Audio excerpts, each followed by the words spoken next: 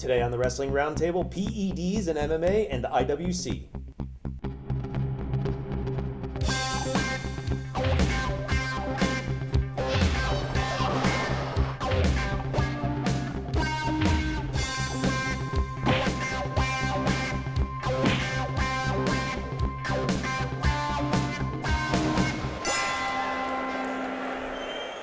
Welcome to the Wrestling Roundtable. I'm the host, Eric Santamaria. I worked in pro wrestling for over 8 years, videographer, announcer, lots of different jobs, and now we're going to talk about mixed martial arts. We talked about drugs in wrestling and their use or abuse in the first season. That's available on blogtalkradio.com in our account. Go to wrestlingroundtable.com for that, but now we're going to go to mixed martial arts. When it comes to the topic of performance-enhancing drugs and any sort of drugs, that's always a juicy topic. People are in the news, baseball, Hall of Fame, steroids, blah, blah, blah. So this is something that comes up a lot, and I'm sure Dana White and others are sick of getting asked about it. But before we delve in, introductions first. Sitting to my left, which is your right, is Rodney LeConte. He's been an MMA fan of 17 years like myself. What's up, Rod?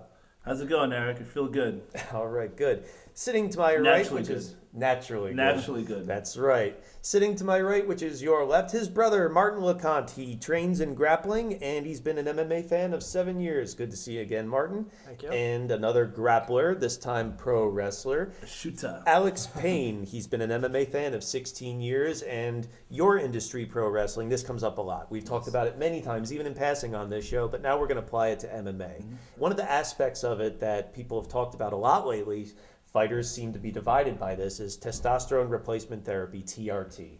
Nevada has licensed many fighters and a lot of known fighters, Charles Sonnen, Rampage Jackson, Forrest Griffin, and a lot of these guys are getting testosterone replacement scripts in Nevada.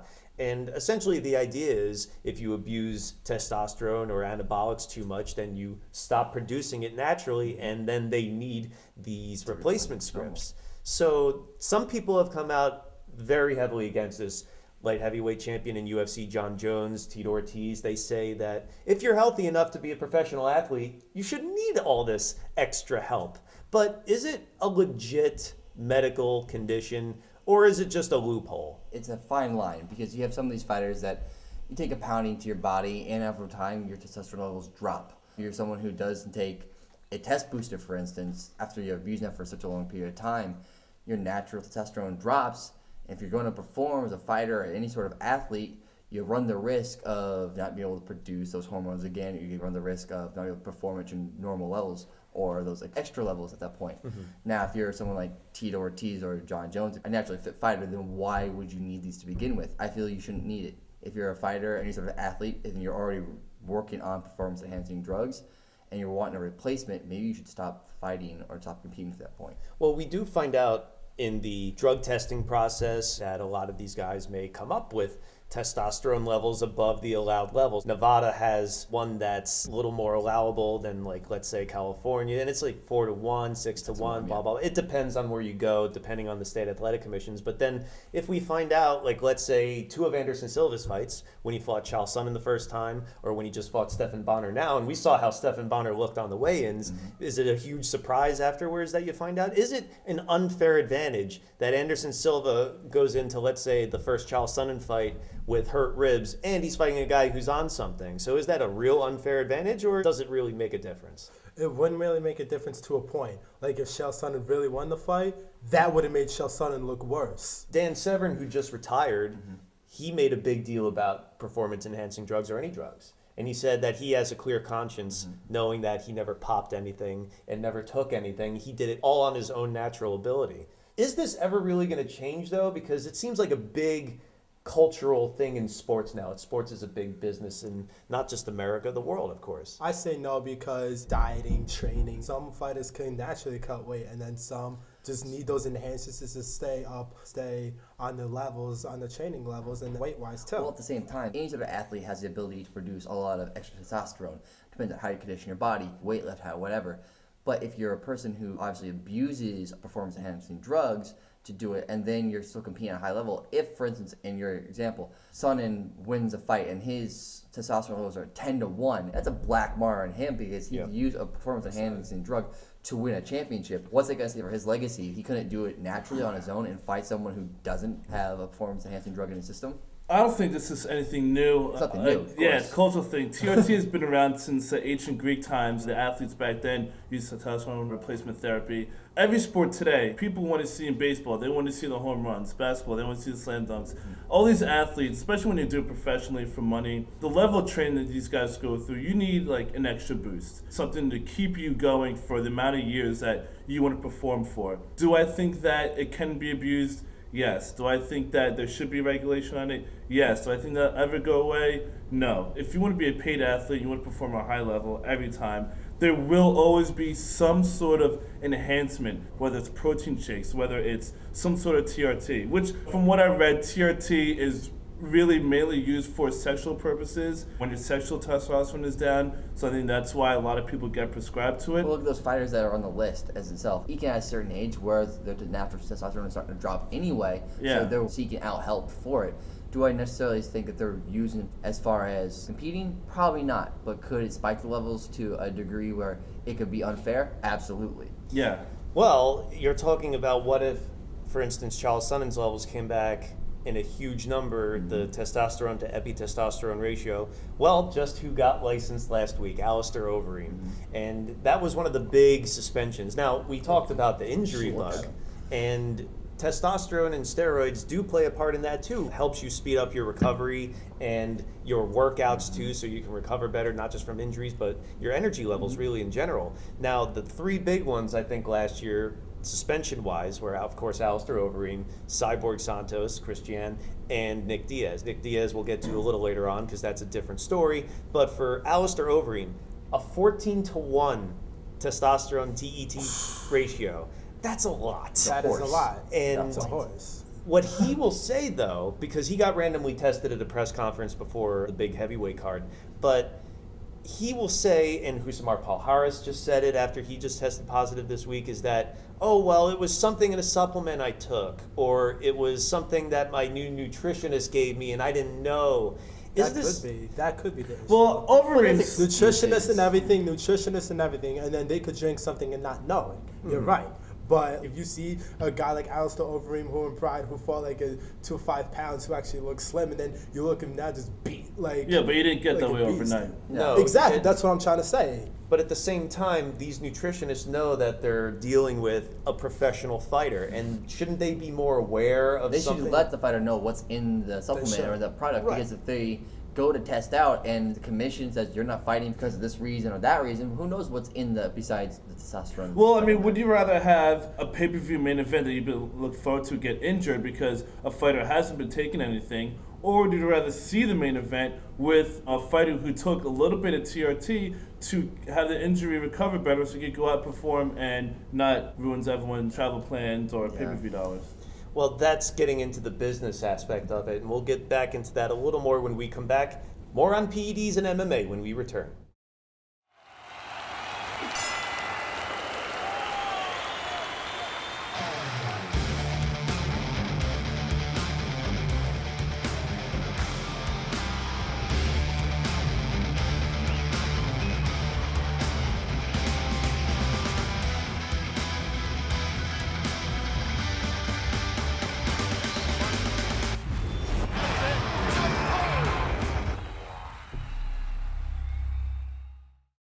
It's Bret the Hitman Hart. Make sure you watch the Wrestling Roundtable.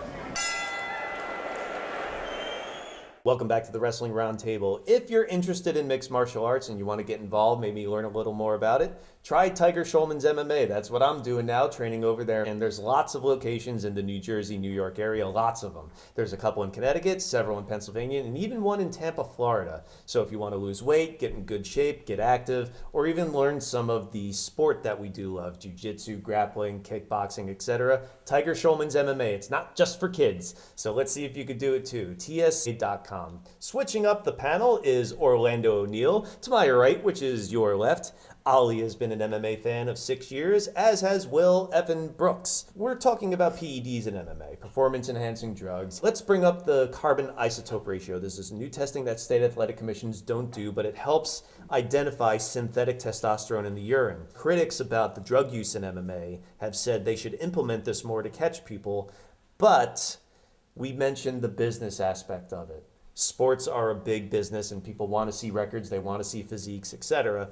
So being that, let's say, for instance, Nevada, Las Vegas is the fight capital of the country, maybe even the world, between MMA and boxing, of course.